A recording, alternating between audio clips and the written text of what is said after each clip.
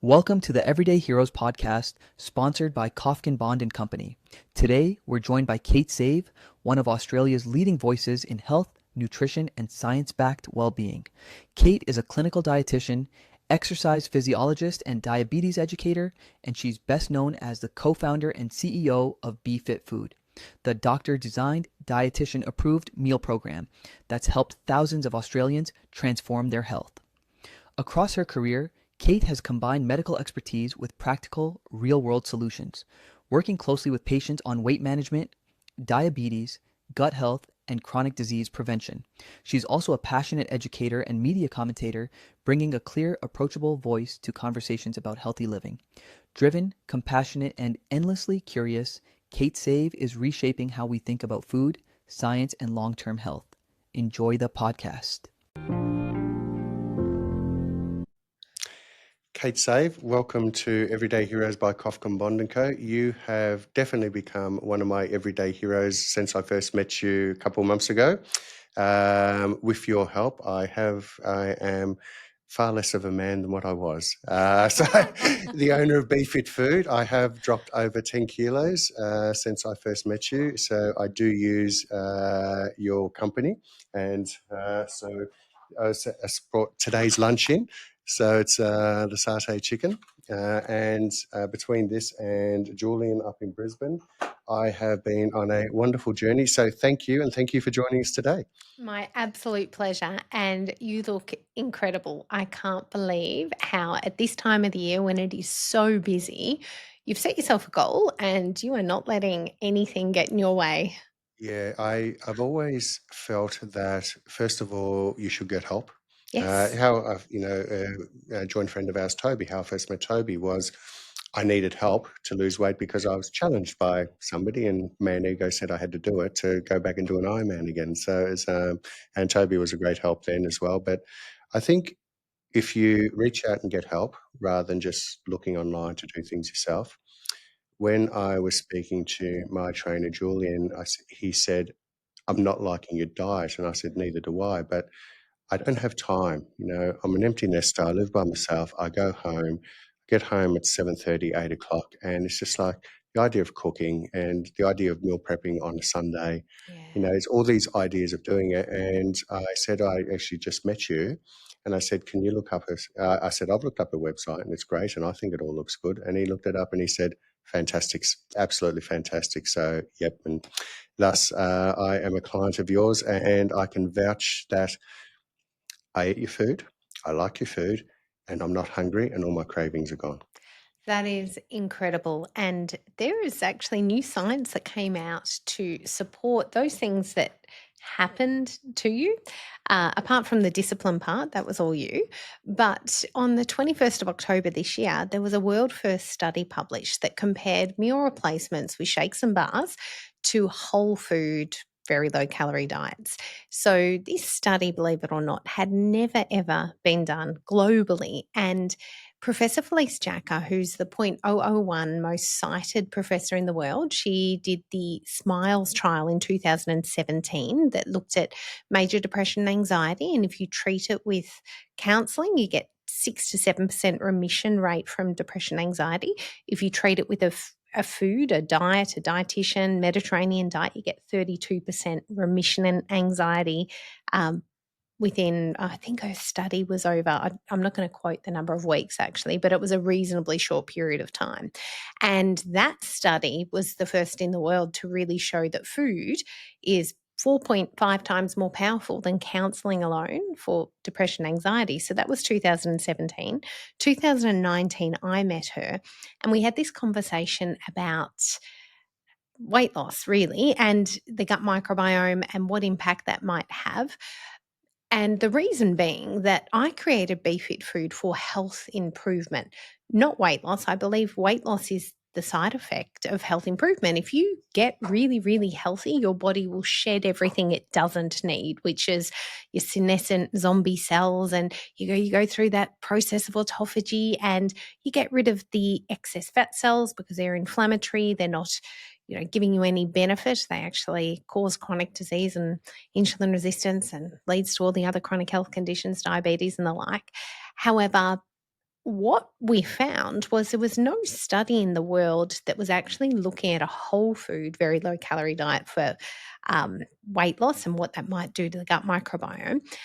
But the global standard across the world for decades has been these bar and shake diets. And we all know, I'm not going to name any brands, there's heaps of them. And that is what every doctor in the world was recommending for weight loss because it was proven to be effective. Now, you do a bit of deep diving and you look at who owns these companies and what their interests are. Why hadn't people looked at, well, could you do with this with food?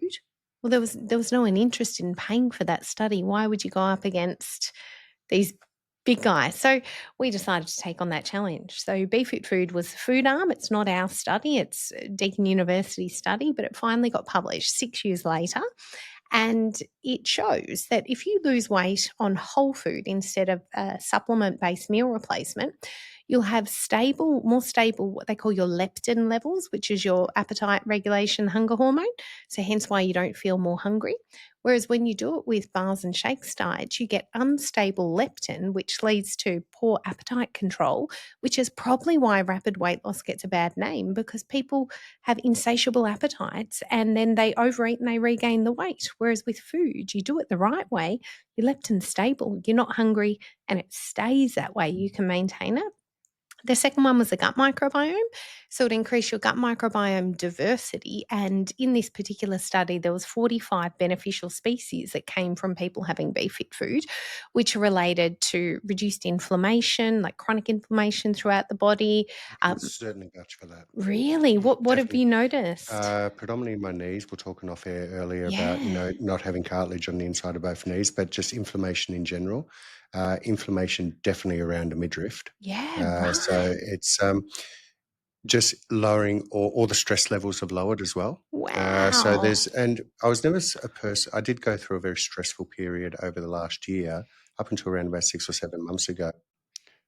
So I can actually really vouch for that in respect to the inflammation. And especially when you add it to, say, cortisol and stress. And I did have probably a good 2-year period where I went through a lot of stress. I was working ridiculous hours, at least 80-hour weeks, sometimes up to 100. And as a result, I was eating bad. Part of this job, you do eat out a lot. And I was talking to a friend of mine, Bubs Verhoor, who owns George and Collins and some others. And I said, it's really hard when you're trying to measure what food you have and you put it into an app. And he goes, Tony, if you go to our restaurant and you put that into an app, just times it by 5. Realistically, because we add everything to it. We add butter Yes. to it. We add everything. So it's not just a pork cutlet, as an example. But the inflammation during that period, and what I was alluding to is that I think I trained my mind that I needed a dopamine rush, and that dopamine rush was I'm stressed. So on the way home, and it could be 10 o'clock at night sometimes, I would just drive into that service station in the corner, or 7-Eleven on the corner of Johnson and Nicholson Street there, and get a chocolate bar. And it was like my car would automatically go in. But I had to change my thought process. And how I did that, and this is, I suppose, the discipline part comes to it, is I had to break a habit. And to break the habit was I had to drive a different way home. Just Gosh, so I and would there's not go past discipline that service again, station, though, because I was to angry at myself actually as well. So for yes, doing that yes. and just constantly making an excuse to do it. Yeah. Well, the other thing that you'll find as well, so some of the other bacteria that improved help with immunity. So have you noticed, have you been sick over the last sort of 10-week or 8-week period that you've lost this No, 10 kilos? no, I've had more energy than ridiculous amount of energy. I've always had good high energy levels, but and just a naturally high testosterone level. But my energy levels have been through the roof. I mean, the last couple of weeks, it's been a bit more challenging because I think in the space of 15 days, I've been to cabaret show on the Friday. Saturday was MSO Gladiator. Then on the Tuesday was Oasis. On Thursday was Oaks Day. On Saturday was Metallica. On Wednesday was AC/DC. Did Lenny Kravitz last night. Did MJ the Musical on Saturday. So No I don't mind way. a social life either. And here you I are don't, at I don't work. do 80 to 100 hours a week anymore. So, yeah, Yeah, so maybe with social and work yeah, so I did combined. set the Yeah. alarm for 4:40 this morning and slowly dragged myself out of bed about 6:30, 6:45. So it's yeah. Gosh. Well, another interesting, so the third major finding from this study, when you compared bars and shakes to whole food, is the people on the whole food arm actually retained more muscle mass. So they measured gluteal muscles, so muscle around the butt, and you maintain more muscle with food, which That's actually what Julian loved about your food. He did say ah, that. He said he's concerned for me because I wasn't eating properly, and then I wouldn't eat mm, because it's just like, well, I'm not going to eat now. It's 8 o'clock at night, and or I would have some high protein toast, which was just high fat. yeah, As well, so right. it's just Okay. so just end up, and he was actually, I suppose, from that perspective, educating me. But he said he loved your food because they are real food, and he said rather than just being skinny and starving myself and putting it Mm. back on, be able to maintain and actually keep building the muscle. Super interesting because a lot of people look at our meals and they go, oh, they're quite low calorie, low this, low that. And I'm like, they've actually got everything in them that your body Yeah, needs. Anything extra that you put in is for if you're trying to gain extra muscle. If you want to maintain muscle, they've got enough. If you want to get all of your micronutrients and get everything balanced, it's got everything you need. But if you want to just fill your stomach, then add some extra steamed veggies and salads and just really bulk it out and yeah. make it Some of something the you eat curry over ones, I 20 add a few minutes. cashews to it. Yeah, Yeah, so it's absolutely. but I Yeah. measure the cashews. It's not just a big Tony handful anymore. It's my 30 grams of cashews. So it's There you because go. that was about 100 grams of cashews, Yeah, which adds up. it does. And that will keep you fuller for longer too because In you've got actual the fact, healthy a handful fats of and protein cashews actually had more calories than what this meal does. than what the And meal this has. meal is magnificent. So you're talking about that. This is 271 calories, less than half a gram of sodium, no added sugar, 10 grams of carbs, 26 grams of protein. And I've had this one before and it is delicious. So well, all of them are delicious to put it bluntly, but I have got my 30 grams of cashews to add to it as well. Yeah. Yeah. But that was one of the interesting things. I looked at these and thought, oh, I probably need about 4 or 5 of these a day. Yeah. Kate's even going to be more successful now. So, but as I said, this is my lunch with 30 grams of cashews, and I'm not hungry. So good. And you've hit all of your targets for fiber. And the big thing in this study that I think Professor Felice Jacker's interest in this is really around the gut Yeah. microbiome. And she manages she founded the Food and Mood Center at Deakin Uni. So it's all about how if you change your gut health and your microbiome, what impact does that have on your mental health? And that's her real interest too. And we know from the study she did with the Smiles trial, if you eat more plant based foods, they have 150,000 different plant chemicals that are all natural that you will not find in a synthetic bar or shake. You will find macros and you'll find some basic vitamins and minerals, but those 150,000 other things will not be in this man made And food. also, too, you'll find a lot of other names of things on there that you wouldn't have a clue what they are. They Yeah, just and seem that's very scary, chemically. isn't Yeah, it? they just sound Yeah. like chemicals to me, half of them. And we're not talking amino acids and stuff like that. So, No. it's It's things like the emulsifiers that have been proven now to actually rip holes through your gut and cause leaky gut. And, as a dietitian 20 years ago when we were trained, we were told leaky gut wasn't a thing. Now we know it's definitely a yeah. thing. And when your gut lining separates all the cells, the junctions, zonulin in there, you actually are then letting things into the rest of your body that should be trapped in your gastrointestinal tract and should be excreted. And all of a sudden, they're going into your bloodstream. And we don't know what the long-term effects of those things are, but we know it definitely causes inflammation. And then you've got buildup in organs of things that really shouldn't be in the body. Can we continue on to gut health? From my research, what I understand is a lot of your journey to where you are today in business actually is from your own childhood, where you suffered quite badly from gut health and stomach issues. I think I read, and so I don't know if it's true or not, but you can tell me if it is. But basically, from the age of a year and a half through to 19, you just were constantly throwing up. You've got a great memory. That is exactly the ages. And my poor parents absolutely battled with sending me to different health professionals and medical teams and for testing. And it was actually my grandfather up until I was 8. He took me everywhere because mum and dad were working full time. And yeah, the medical professionals never found anything that they could diagnose. And they told my grandfather it was abdominal migraine growing syndrome, which was a tummy ache that I would grow out of. Okay. Yeah. And my parents knew that if I literally could be sick for 2 weeks, not able to eat, throwing up, not able to go to school, and in a ball just crunched over in pain, that it was more than Yeah. something that was a throwaway term, but they didn't know what to do. And then when my grandfather died, nobody took me for any further testing. So it wasn't until I was 19 and I had such an interest in food because I was always told it was what I was eating that was making me sick. So I was like, what is this thing that's giving me these tummy aches? So always interested in nutrition, went on to start my degrees, and Can then you mention this your degrees so people do know? Because they're quite prolific. So, I've done a Bachelor of Nutrition and Dietetics and double degree with a Bachelor of Exercise Science. I went on to do a Master's of Clinical Exercise Physiology, a graduate certificate in diabetes education, and my MBA or Master's of Business Administration. and maybe one more in the States, I heard a little rumor. Yeah, So, I would love to do like a nutritional medicine kind of really high yeah. level study over there, but we'll see. Can I ask? I know growing up in the 70s and 80s, there was a thing with, young girls basically, eat and throwing up afterwards. So Yeah, there was this thing, yeah, a real body image thing. It yeah, was everyone wanted to have that sort of Kate Moss heroine look, as they used to call it. yes, I think she was Rimmel makeup, wasn't she? Yeah. yes, So it yeah, was.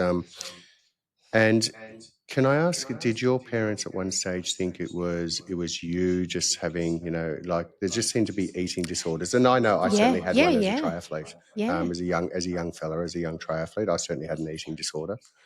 I was the opposite actually. My parents literally, my grandmother would tell my parents she couldn't afford to have me because I ate too much. Wow. Okay. So I had an insatiable hunger. And now, though, I look back at it. So I actually had a choledochal cyst and gallbladder disease. And at 19, they found I needed emergency surgery. They said if I didn't have the surgery, I wouldn't live until Wow. 30. So I live on borrowed time now. Mm. But yeah, I think I was probably not digesting things properly. So I wasn't absorbing the nutrients and the energy. So I had an insatiable hunger and I ate so much that it literally cost a fortune to the point where my grandmother's like, I can't have her these school holidays. I can't afford to feed her. And yeah, so never had body image issues, but maybe maybe the maldigestion of things, Yeah. who knows? Genetically now, though, I guess we know a lot more, and I've had my full genome tested, and I have some of the really lucky genes. But for anyone who's watching, particularly my friends, they get really annoyed. I have the genes that burn fat, that don't store fat, have all these wonderful genes that other people may not have. But I do have one really terrible gene that just cacks my friends up, has them on the ground laughing. I have a gene where I don't, my collagen deteriorates really quickly. So I might be skinny and not store fat cells, but I'll have a face that is hanging down to my ass with wrinkles. So they're like, you are not going to You're age not well. perfect, Kate. So I take collagen every Yeah. day. I have the big scoops of collagen and everything because I It's can't. working. Yeah. So, Well, that's the yeah. plan. So yeah. So now that we know more about the PPAR genes and all of the other genes that help with metabolism, I have good ones there. So it'll be a combination of genetics, and I was an acrobat for 10 years. So Okay. my kids are gymnasts. I think that sort of thing. We just love, like you, high energy levels. You're a triathlete, well, Ironman, triathlete, marathon runner. Um, so yeah, I love burning off energy as well, but didn't have the body dysmorphia because I felt like, oh, my parents never had any packaged food in the Yeah. house. So if we got home and we were starving, the only thing that you could physically grab and eat was in the fruit bowl or the bottom of the fridge. Everything else was literally milk, flour, soy sauce, like nothing. There was nothing. Oh, oats was the only thing. So Old every oats, day yeah. after school, I'd make the biggest bowl of porridge because it was the only thing that, you could cook in a few minutes and then wait till It's still dinner. good. So Added with good, some yeah. blueberries, so it's still good. Yeah, and put some protein in there too. It's interesting you say that because growing up in a household with European parents that I had, and my mum, she's Irish, and every day for dinner was a piece of meat of some type and Yes. 3 veg. Ah. Always potato. She is Irish, so there Yeah, was always yeah, some form of yeah. potato. Yeah. And so basically you had your green, your Mm, orange being the carrots, your white being the potato, and a piece of meat, which was mm, predominantly would be, if we had a roast, it was usually roast chicken, so it was that might be a Sunday, but mm, otherwise it was predominantly red meat of some type. And mm. I still remember to this day, and I haven't had it since I didn't have to when I could stop listening to my mum. But liver, I just Oh, I, yeah. I Oh, can't yeah. swallow it. Oh, and now they tell you to freeze it, cut up in little Yeah, I don't portions, mind and take pate, it. but it's Yeah, me too. I like pate, but apparently when you cook it, it destroys whatever's so beneficial in these little liver pellets that everyone is taking out of their freezer at the I moment. just can't swallow it. I hear you. I haven't I hear tried you. since I was about 14, and I could Yeah. actually give my mum pushback. But Yeah. another thing too, I think how your taste buds can change as you Mm. get older as well. I used to dry reach at the thought of Brussels sprouts. I love Brussels sprouts now. I used to get paid to eat my older brother and my cousin's Brussels sprouts under the table. Wow. So they would just hand me these Brussels sprouts and I'd get through 15 or 20 of them a night and fill up my bank account. So I've always loved Brussels So healthy sprouts. and wealthy. So Yes. it's Yeah, never had well, an you had to issue throw with the Y's Brussels in there too, sprouts. actually, because you're very smart to be able to do that. So it's but Um, it's so I love Brussels sprouts now, and it was yeah. actually I had as I didn't order them, but I was at a restaurant probably about 10 years ago, Mm, and the person I was with, she ordered Brussels sprouts, but they came so they were steamed, but mm, then flash fried just at the end mm. with butter, anchovy, and capers. Oh, to die And I was for. just like, Oh, oh, so good. heaven. And ever since Yes. then, it's just like, I'll have the Brussels sprouts. And if I'm in a rush and I have that quick shake in the morning, it'll be blueberries, raw Brussels sprouts in it, and just a Mm. scoop of protein powder if I'm in a Oh, rush. And wow. it's like, how can you eat raw Brussels sprouts? Well, they're all blended. It's all blended together. Yeah, Blueberries take away yeah. the taste of everything. But Oh, but I amazing. think though it's interesting how your life journey actually brought you to where you are today. And can we talk a Yeah. bit about Be Fit Food? Yes. So, I mean, before I came to meet yourself, and I've known Toby for since we're both very young men. He's a lot younger, but the in regards to Be Fit Foods, that your first real exposure to the world was through Shark Tank, which you won. Yes. Yeah, Yes. so I mean, it's an iconic show, and you won, and that really propelled your business into the stratosphere in a way. Is that correct? Is it Yes. And it's 1,500% increase in inquiries and orders pretty much overnight? absolutely. And I guess the Shark Tank part of it is all a bit of an illusion because we went and filmed in November Yeah. 2016 and you get told it's a 1 minute pitch, maybe a few questions, and then you're done. So walk out onto the red carpet, wait there while the cameras kind of try and catch everyone's facial expressions. You're not allowed to talk for the first minute. You've got 5 sharks staring at you, and then you do your 1 minute pitch. But I wasn't warned about maybe there's going to be over 2 hours of questions, and we're not going to let you take a break, ask a friend, go to the toilet, get a sip of water. So after 2 hours of being annihilated by the sharks with everything on camera, my business partner at the time was a surgeon, a weight loss surgeon, and so he was warned by his lawyers, do not go on this show. It is career suicide. And so I thought, you know what, I'm just going to have to bring him out now because they are wearing me down. And so he came out for a few minutes. They did annihilate him, but that's television. That makes good television. If it Needless bleeds, to it say, leads. though, That's the press motto. What's the story? How do we sensationalize it? So, but basically, they'll do those snippets of you of what they want the audience to see it to was get the yellow to dress. this is the yellow dress, was it? That was the yellow dress. Steve Baxter said, "Oh, I love her yellow dress," and then that was sensationalized because obviously it's all sorts of wrongs just to talk about the dress with a female and nothing else, and whatever else. Steve. And I think Janine or Naomi actually jumped in and said, "Well, she's actually very smart as well," something like Well that. done, And I was Janine. like, "Good on you." So Yeah. Janine Ellis. Yeah. So it's Yeah. a Boost Juice fame, obviously. Yeah. Yes. Yeah. So yeah, we got the deal on air. However, I literally thought after we had the photo with Janine that we would get handed a check for the investment. We didn't. And it was almost a year later of going through due diligence, being told no, month after month, we're not investing. And the show hadn't gone to air either. So the show only went to air in August 2017. So it was filmed November 2016. So it was nearly a year later. So we, at this stage, been told a deal was off the table. We were getting no money, but you might have gathered I've got quite a persistent, strong personality and I wasn't going away. Yeah, So yes. I just kept heckling and heckling.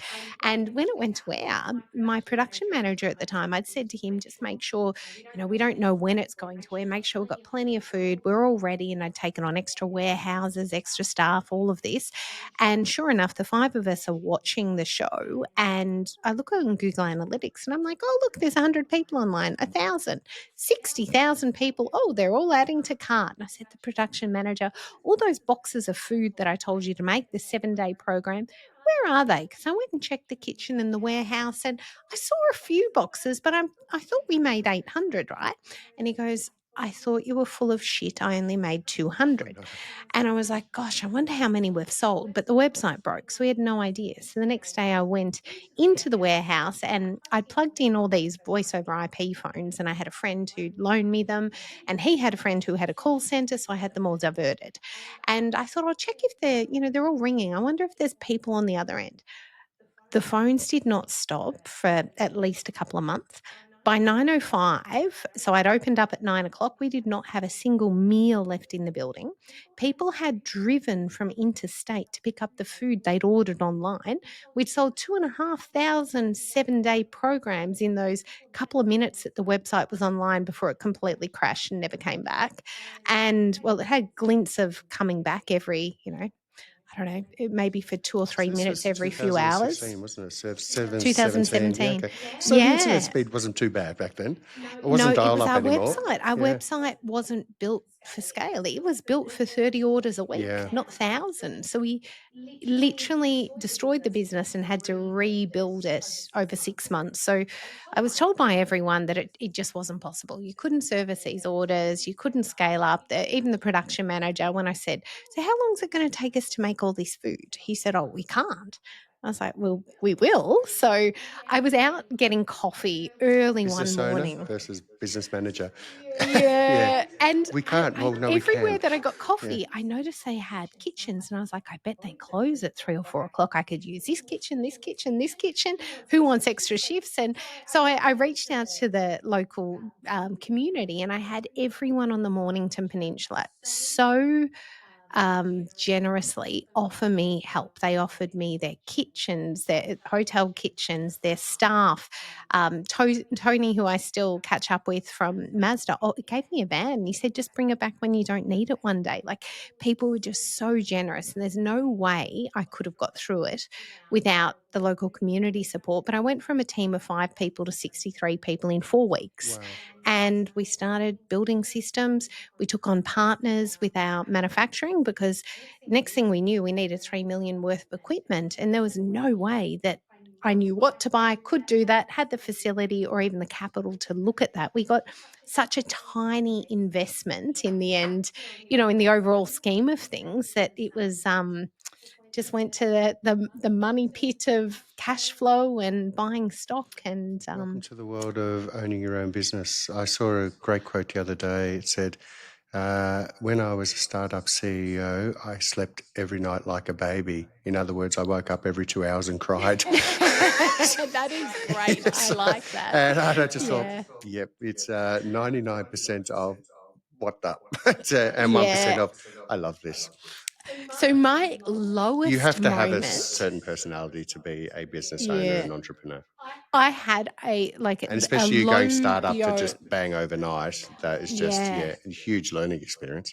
Yeah, and I think the hardest thing was I've only ever surrounded myself with people that lift me up, and I don't associate with the others. Actually, I probably annoy them so much they don't associate with me. So when I was surrounded by people going, I don't think you can actually do this, you really challenge it. And I'm like, but I'm going to. And I just kept going. And it all got too much for me. But when because I started this business when my first daughter was one, just turned 2, and the other one I'd given birth to 5 weeks prior. So I had 2 children that were 2 and 0, and it was just so busy trying to be a parent. I had a second business that I've had now for 19 years. Running that, managing all the staff in private hospitals for nutrition and dietetics, and we'd set up gyms in one of the private hospitals. I just had so much going on. It was insurmountable. And I remember thinking, okay, what do people do when they're stressed? I'm not much of a drinker, right? So I love 1 glass of red wine, but I have taken a year off drinking, and I resumed my first day of having alcohol if I wanted on the 2nd of December. So anyway, so I thought, maybe I'll have a wine.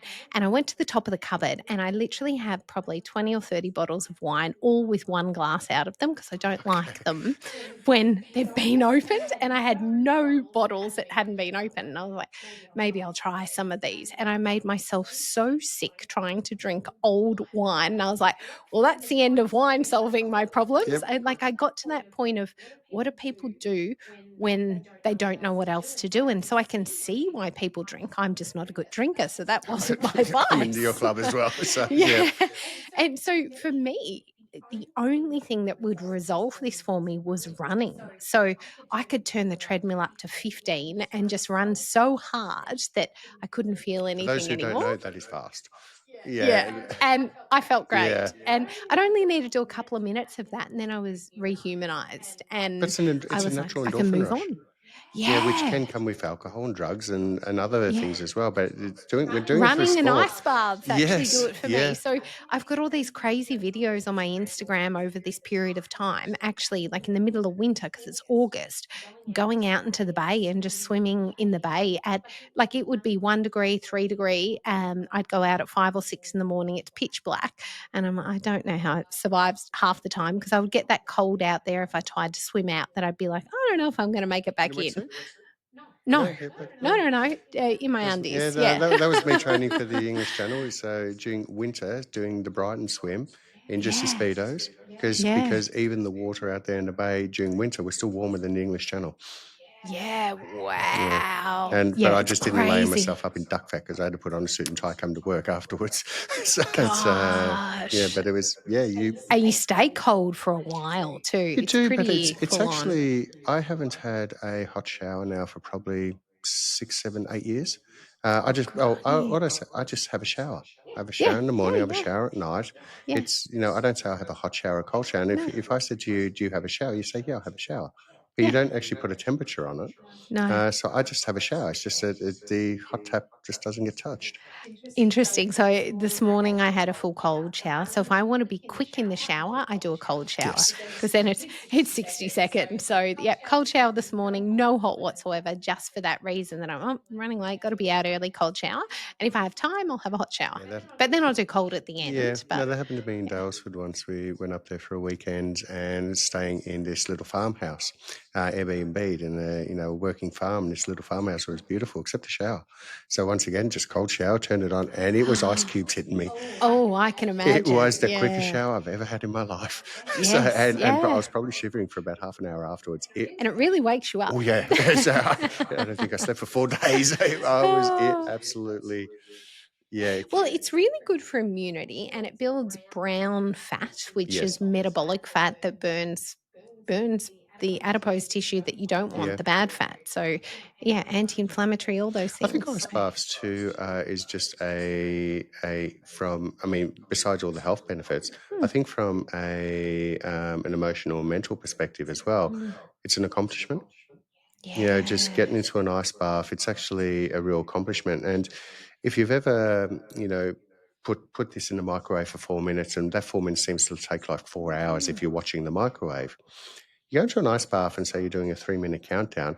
It's amazing how quickly that 3 minute will actually go counting down because it's an accomplishment. You want it done, you want it over. Mm. And it does actually, I find, if you just close your eyes in it and it just Mm. goes down and you open your eyes, I've still got 30 seconds. And it's I just find it an easier, maybe it's just the state of mind I put myself in before jumping into it.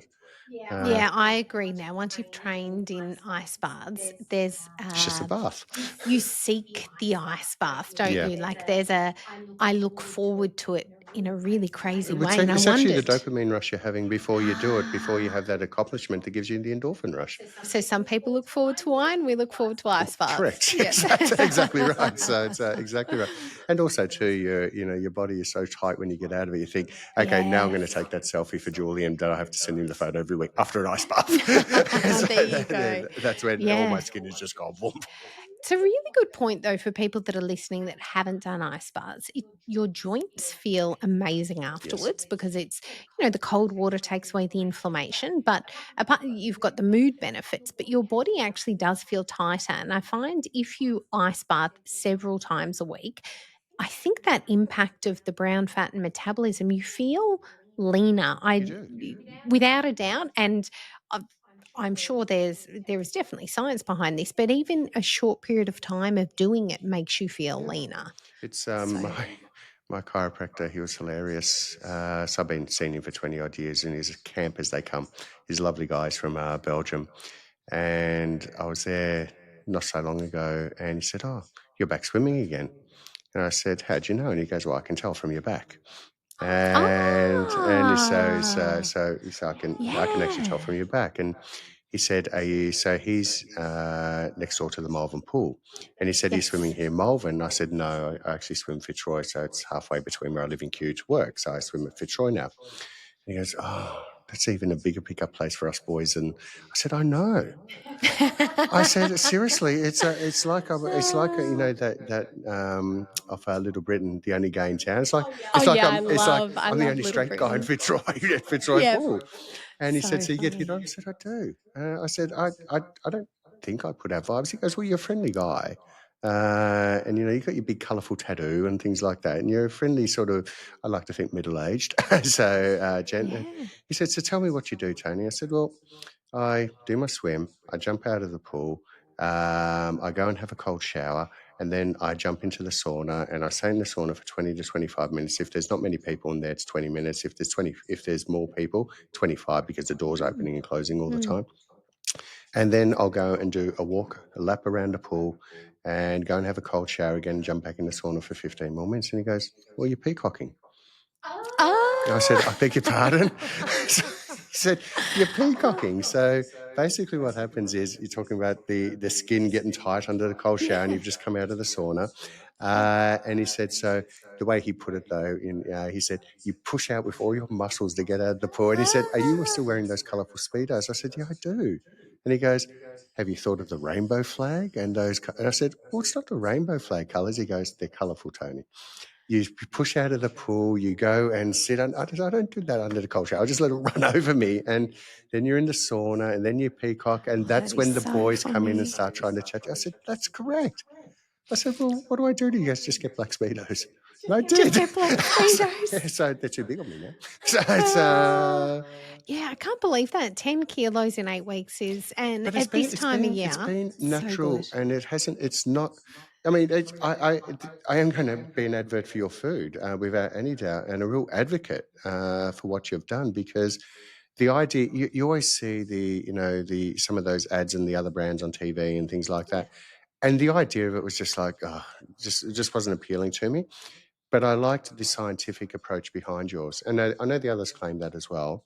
But the scientific approach behind yours, the fact that I do need more protein, because it's not just losing weight, I am still building muscle during. So Yeah. as much as I've lost 10 kilos, I've actually put on 3.5 kilos of muscle as well. Yeah, so Amazing. it's my body Yeah. fat percentage is what's coming down. So I've always said that there is actually, and I know because I've still got the photos. I think there's one there. So it's there is quite a decent body hiding underneath this one that developed. Yeah. So, and those progress photos over the last 8 weeks, you just look at them and you go, wow. You are so right. And I can relate back. I trekked Kokoda for a documentary. Must be nearly a decade ago now, with a group of girls and some of the guys from military, and it was an incredible trip for a million and one reasons. But a lot of the people that I went away with either got sick on the trip or afterwards. They all lost a heap of weight, and I was the only one. I came back and I'd gained muscle mass. I'd gained 0.5 kilo of muscle. And if you nourish your body well and you're doing work, you'll get leaner and you will build muscle. And even with limited food, you don't need, I think people think you need all this extra food to put on muscle, and that is actually not true. So we weren't eating a lot at Kokoda, but choose to eat the right Yeah, things. I packed a lot of my own things because I'm conscious of what I put in my body. And absolutely. if I want a vanilla slice, I'll have that as well. But I'm conscious of making sure my body gets what it needs and then it can have what it wants. So, That's the interesting thing too, is that I was once told that by somebody who I spent 20 years of my life with. No, we're still good friends, but she said to me, Tony, you live to eat rather than eat to live, because you mm, do all this exercise, but you're still putting on weight. And it was that phase that I was going through at that time where I was, just living on high cortisol and high stress as well, yeah, yeah. and it was true. So the calories that I was putting into my body, and I was trying to track it, and I wasn't tracking it Mm, properly. mm. But even the idea, as an example of, I quite like brunettis. Oh, yes, But yes. it's interesting that I will have maybe once every few weeks, I'll go and visit my mum for lunch on a Sunday. And on the way Mm, home, I think, okay, I'm going to buy a couple of LPs today. So I'll get them from Reddings across the road, and I'll go to Brunetti's, and I might treat myself to, a baked or New York cheesecake. yes. But it's a smaller piece, Yeah. and I'll have a long black with it. And that's just once every so often. And it's now nice rather than an everyday thing. And, So and it's good. it's not it's not Yeah. even a treat from perspective of, oh, I'm going to treat myself. I don't feel like I'm missing out. So Yeah. historically, my sons would always buy me the really large Toblerone bar for, Oh, Happy yes. Father's Day. I Yes. could consume that in a day. You give me a big bag of M&Ms, I'll eat a big bag. Give me a small bag, I'll eat a small bag. If it's in the house, I will eat it. Mm, It's like I could sniff out chocolate before Easter. And yeah. so, but just by not having it in the house now, I have all your foods in my freezer, and some frozen organic blueberries and, Yeah. some Brussels sprouts and things like that, because it's like a nice block Brussels sprout. Yeah. But it's the fact is that I'm actually not. I actually saying to Julian yesterday, because I had my Tuesday catch up Mm. with him, and so my thing was I would only buy myself chocolate when I filled up with petrol now. And now I've gone from last Christmas, I sold my V8, and I've now got a Mercedes, but it's an EV, so it's half. So you don't need much fuel. Not as much, no. So it's so Ah. I'm filling up with, even though it's a massive unit of a car, I'm filling up Yeah. far less on petrol as well. And I filled up with petrol on Sunday, and I didn't buy any chocolate. You know why? Because I didn't feel like it. Wow. I Good just on walked in, I paid you. for the petrol. I didn't have to, don't buy chocolate, don't buy chocolate, and No. my hand just reaches out and gets chocolate. It was just, Yeah. I actually just didn't feel like it. So good. And I do think once your body has learnt what it feels like to feel good, you're not looking for those pick me ups or those little bursts of energy that processed foods and chocolate will give you. You feel satisfied in Yeah. yourself and what you're doing and your routines, and you're nourished. So your body's not seeking out things. And I always think too, often our body will seek out foods of things that we're lacking. Now, if it may not be the case with chocolate, but a lot of people are low in magnesium, and Yes. magnesium is high in chocolate. And so often our bodies are more clever than what we think, too. So it may not be a pure, craving because you can't have it. It may that your body's starving of some nutrient and it's seeking some nutrient as well. There's a classic, actually, not last weekend, the weekend before. I went down to South Melbourne Market with a friend, and I hadn't been down to South Melbourne Market for probably about 2 decades. Yeah. And it was amazing. It was an experience. I was just like, how have I stopped doing these little things? And she brought me down there. I ended up buying 3 new records. I bought my son a birthday present, which was 2 of his loves in life, both graffiti and skateboarding when he was younger. So it was actually a So skateboard good. with an amazing photo of all the graffiti of Fitzroy on it. Oh, No, I said, this wow. goes on your wall. You do not put wheels on this and shred it. So it still Yeah. rides, even though it's 29. But it was, but what was interesting is all the food. This huge line for croissants, and it wasn't Kate Reid's Loon. It was just another croissant place, and it was a big Yeah. line. Went in there, and they all looked amazing. And basically, we got a couple of them and just shared them, Yeah. Yeah. and then got a coffee with that as well. But then I saw the oysters. Yeah. Oh, so good. Tasmania. I was at Salamanca Market and did the same. They've got the oyster stands. I could just sit there and eat oysters all But day. I thought, oh my God, how am I going to eat oysters after a milky coffee and croissants? Oh, yeah. Doesn't sound good. They still went down and they didn't Yeah. come up. So that Okay. was, Well, that's and good. they were just Well, absolutely that's zinc. delicious. Maybe that's the high testosterone. So you need high levels of zinc for Yeah, testosterone. so So it's oysters are which I the do best have very high source. levels of zinc as well. So Yeah. it was just interesting that I thought, oh, this isn't going to mix well, but bad luck, I'm still eating them. Yeah, so it's Yeah. and you have them freshly there, and it was just like, wow, these were Wouldn't delicious.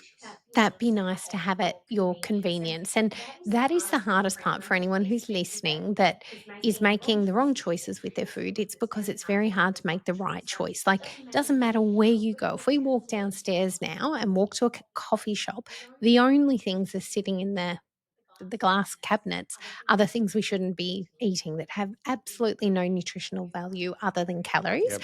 The only thing they have going for them is they're probably homemade as opposed to going into your local supermarket, which is 70% ultra processed crap that has come through a machine that has a label on it. And unless you ate the label with the food, your human body probably wouldn't know what to do with it and wouldn't recognize it as food. Yeah. So it's hard to make good choices unless you're organized or you go to markets because that is where the real food is. It comes out of the ground These or it's oysters were the living. best I've had in such a long time. I got the Tasmanian ones, Mm. and half a dozen of them, and they have all the different vinegars up there that you can Oh, so have, and you just served them, and they were scrumptious, absolutely delicious. well, there we go. We all need more Mm. oysters in our life. And I think I love mussels as well. Your big, kilo pots of mussels with the tomato and garlic. And could eat them all Is it a day. European background? Dad is half Norwegian, half Okay, Chinese, wow. and mum English Irish. Okay. So yeah. Yeah, so it's okay. Mm. So yeah, with the Irish mum and Kofkin's originally from Belarus. The There surname we is, but go. my grandparents on dad's side, my grandfather was born in Lithuania, my grandmother was born in Poland. Yeah, so just my poor boys, their mum is Lebanese, so dad just called them the Heinz variety. Oh So just like the yes, yes, 57 Heinz varieties. So it's yes, a mixture in yes. them, and you can see my youngest has more that European look, and my oldest has more that Arabic look in him. Ah, So there is, but when they both shave their heads, they both look the same. It was actually just a different hair and things like that as well. So it's very interesting. My sister and I looks pretty similar and sound the same, except she's the dark version. She's got darker skin, okay. darker Yeah. hair, and I've got the lighter features. Okay. Yeah, So let's finish on a few rapid fire questions without sure. notice. So it's Yes. so when you wake up, what's the first thing you do? I put my feet on the ground and feel grateful for my family, where I live, and seeing the sunrise. Beautiful. Night owl or early bird? Early bird. Being an entrepreneur, sometimes you have to be a night owl, not necessarily by choice, but Ever since I was a kid, I'm like the Cinderella. I'm gone before midnight. And I always would say to my girlfriends, even in the nightclubbing years, that nothing good happens after midnight. I hope, because I can't stay up that late. no, I disagree with you. Some good things did happen after midnight. So it's so you're an early bird. Have you always been an early bird, or do you like to keep yourself in the mornings when you wake up early? Do I like to keep to myself? I was a swimmer, so people have often said to me, so I was the 4:30 wake up in the mornings. Well, my dad was the 4:30 wake up in the morning to wake me up to take me swimming training. God bless him for having to do that for about 18 years. But people have said, "Oh, you must, you love getting up early." I said, "I don't love early, but swimming, no one can talk to me." I was going to say the same. I love the peace and quiet and serenity, and because I live on the Mornington Peninsula, I get up and if I go running, I either run around Safety Beach in that marina area, or Mount Martha somewhere, and there's nobody around. And if I go down the beach, there is not a soul, and it's just. Particularly in the darkness now, it's beautiful to wake up and you see the sun come up. Yeah, couldn't think of a better time of day. AFL football team? Carlton. My husband's Collingwood, so he hates that I'm Carlton. My dad is Carlton, my brother, and it's been a war between the families. And one day my dad actually sent my youngest daughter home in Carlton socks, and my husband undressed her to bath her, and he saw the socks. He's like, "I'm going to burn these." So it's a war. When my eldest was born, he was the first grandchild on my side of the family and the first grandson on his mum's side of the family. They're a Lebanese family, so all Carlton supporters. And his Jidor, Victor, lovely man. Victor looks at me and he goes, "So I suppose my grandson," he was very adamant, "my grandson, not your son. So I suppose my grandson can't back for Carlton." I said, "Victor, sorry, I'm will let my children always choose what they want to do. So he can choose to barrack for any team he wants, but if it's not Essendon, he has to leave home." Fair enough. It's and for 29 years, or probably about 20 odd of those years, he's been swearing at me for being born into an Essendon family. It's but I just say to him, "What's the other choice, Carlton? They haven't had a good decade either." So it's I think a lot of Essendon and Carlton supporters though have really celebrated this year that the finals in our top 10. Oh, so good. You only have to be in the it's only the bottom 40% that miss out on the finals this year. Surely we've got a shot. Surely we're going to make it. So fingers crossed anyway. So coffee or tea? Coffee. Coffee person? How do you have it? A soy latte. Okay. Yeah, so it's a soy latte. I do have a preference to my soy milk. I like Happy Soy Boy because it's more natural, doesn't have all of the crap that's in the others. No, I just saw the cover of that as soon as you said that. It's like... It's a high quality product. I'm a very visual person, so I visualize everything and I have stories going on in my head all the time. So the moment you said it, I saw the product. Any good books either recently that you've read that you would come highly recommend, whether they be business or motivational or personal, or any recent good books? I am an avid reader and PR companies send me books all the time. So I would have 4 or 5 books going at a time. The one that I mentioned to you before this podcast that I'm just part the way through, but I've heard his story firsthand, is about a Navy diver and... what is the name of it now? I said it earlier and I can picture the cover of it. Oh, I'm going to have to put in the show notes if I can't think of it. Or give me a pause. No, I'll have to. I spoke about it and I was reading it last night. Aaron Tate. Aaron Tate. Aaron Tate. Tate. Andrew Tate. And wrong person. it is called Aaron Tate. Yeah. It's like... Anyway, look up Aaron Tate. His book is phenomenal. It's his true story and it's amazing. From a health perspective, I love Peter Attia's book Outlive. I just bought it actually when I was at South Melbourne Market. I Yeah, haven't started reading it yet, but I just bought it. it's really good. It really just hones into the 5 simple things that we all know how to do, but it puts the reasons behind it so strongly in the science. It's just a great read. And then when it comes to business books, I love the ones about failure and sort of losing it all and then coming back. And most recent sort of one, how to build $1 billion business. Radix Harley's one's really Okay. Yep. interesting with Swiss and, being, a week away from administration and shut down in a couple of $100 million debt from memory to then selling for 2.1 billion. Like, I love Sort being of on the turnaround, isn't it? edge. Yeah, it's Yeah. great. So it's Yeah. it's it's the story of an entrepreneur's life. Actually, I'll circle back to one thing you said earlier and just put a shout out to all those other businesses around the Mornington Peninsula that helped you out. It's one thing I've always found: a small business owner knows another small business owner's pain if they reach out and ask for help. And they are Yes. always willing to actually help and not necessarily have a financial gain or anything out of it. No, no. Purely, it's a case of other business owners. They empathise with what we're Mm, going through, because mm, it's not all wonderful. People might see a nice car or a nice house or mm. things like that, but there's the sleepless nights. There's the Yeah. that waking up. It's 24/7. It literally does not go Yeah, away. There's always the bigger the business, the higher the risk. And I think people that don't have their own business think you get to a certain point, then it's all safe. yeah.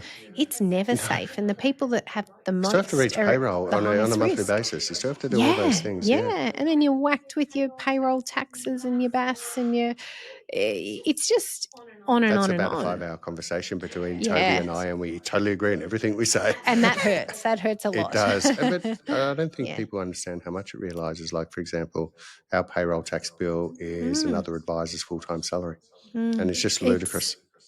Yeah, and I think the toughest part about doing business, particularly in Victoria, is the people that win are the people that are getting the sick days and the leave and all of that. It's the people that own the businesses are generally the ones that are really going without. And I sometimes feel like running a business that it's a charity to everyone that you're serving, to the customers that you're providing with food, to the employees that you're giving jobs, because there's so much that goes out that you never know where you're going to end up at the end of a year because it's pretty tumultuous Well, you out know there. as well as I do in running a business, it's not what you earn; it's what you get to keep.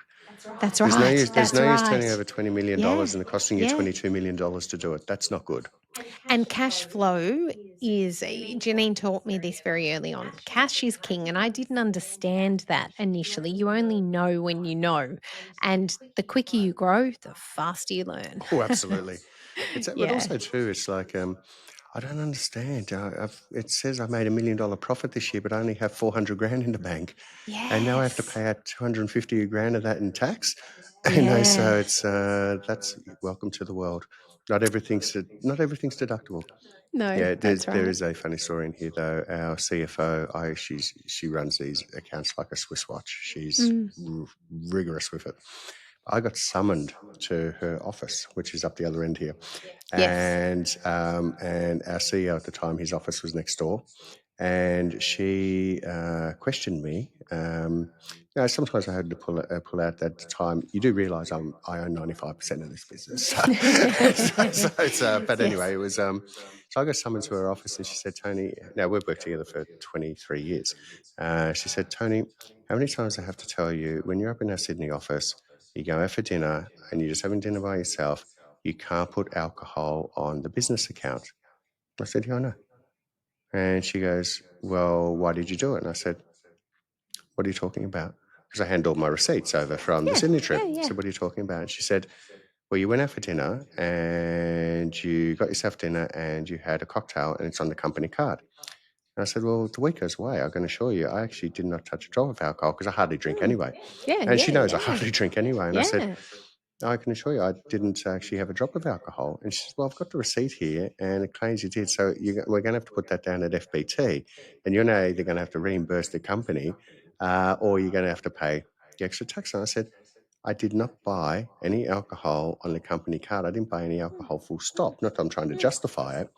I said, can I see the receipt? And the receipt said on rucola salad and margarita. And I said, that's a I was going to say pizza. that Yeah, margarita. I was literally about to I say said, that. that's a pizza. Do you Yes, look at the size of me? yes. You think I just have a salad and a cocktail?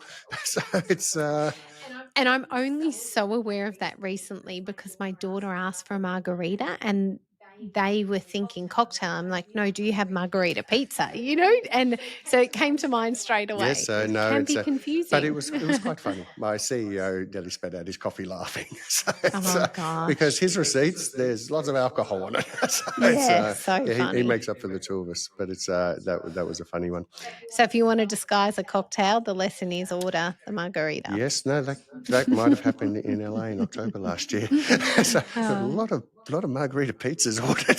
So it's, and actually not my account, it was some of the other guys. So it's so my account was still clean. So just in case the ATO is listening, it was clean. So it's Yes. so what is next for Kate Save? I mean, you are a serial entrepreneur, extremely successful. You are doing a great justice to society because we are a society that does need help. You know, sometimes we are Yeah. time poor, and you are doing a great job for society. And I, as you know, I am an advocate for what you do, an absolute advocate, having just lived through it over the last couple of months now. And as I said, your food is actually very tasty and really healthy as well. So what's next for Kate?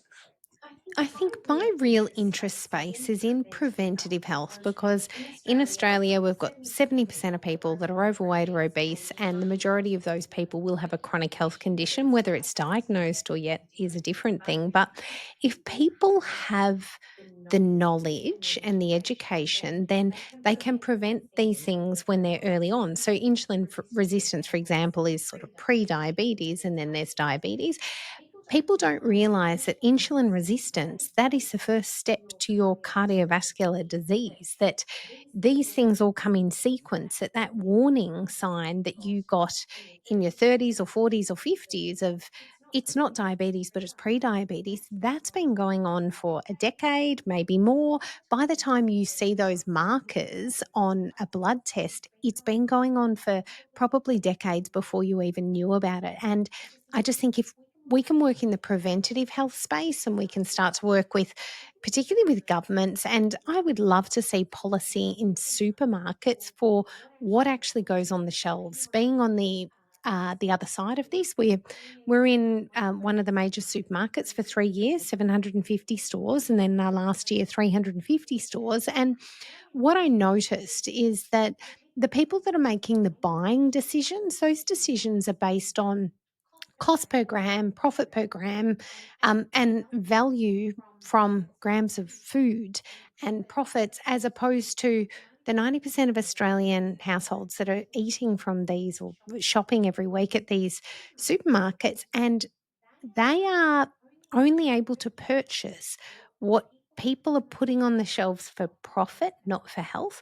And I think there's a real disconnect there. If we've got this huge diabetes burden with diabetes and obesity and healthcare going through the roof, and at some point it's going to be insurmountable, how we pay for this health burden, yet at the ground level where the food decisions are being made, all of the things that are truly good for us are no longer probably sitting on the shelf. There'll be a home brand version of it that's got half the value of what someone else may have put into the product. And that is where I think it needs to start. I think something really needs to be done at a supermarket level and with government, because without that, we are we're victims of the choices that are put in front of us, and the choices that are presented are not based on health. And unfortunately, the people that are making those decisions have no health training. Like, really, the people who should be deciding what goes in the supermarket should be the medical doctors and dietitians and health professionals, the longevity experts, the oncology experts. It should be people who know what they're talking about. If that is feeding the majority of Australians, there should be some thought behind that, not profit. 100% agree. And I'll just make one statement, then I promise it'll be the last question I ask Yeah. about after this. But I did get asked recently, because I was talking about BeFit food, And I got asked how much I was having a long black coffee with this person who was having their 3-egg omelette Oh, and a yes. coffee. And they said, how much does it cost per meal? And I said, 35% less than what you're paying for this 3-egg omelette and coffee right now. Gosh, there you And you go. don't know what else has gone into that 3-egg omelette. Well, we know there was ham, tomato, and something else. It'd be full of vegetable Yeah, oil, correct. Exactly unfortunately. right. We only use olive Yep. oil. Everything that we do with our food, it's grass-fed beef, it's olive oil. There's no added colours and flavours. We don't add preservatives. It's got 4 to 12 veggies.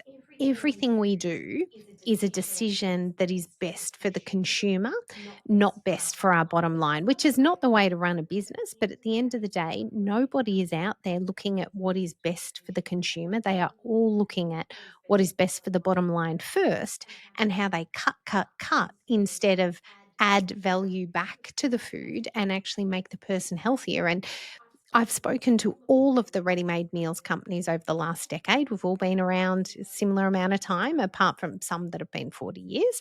I've met with them as well. But I think at the end of the day, the interest of these companies, yes, bottom line matters.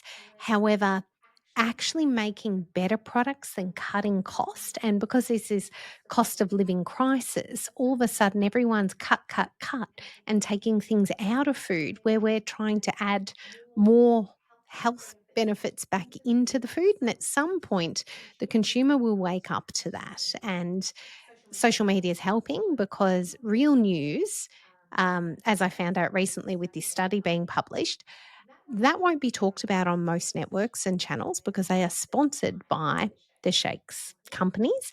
And I've actually had 2 people already tell me we will not run that because of their sponsorship and it's a conflict. I'm like, it is actually global news and it is science. It is owned by a university.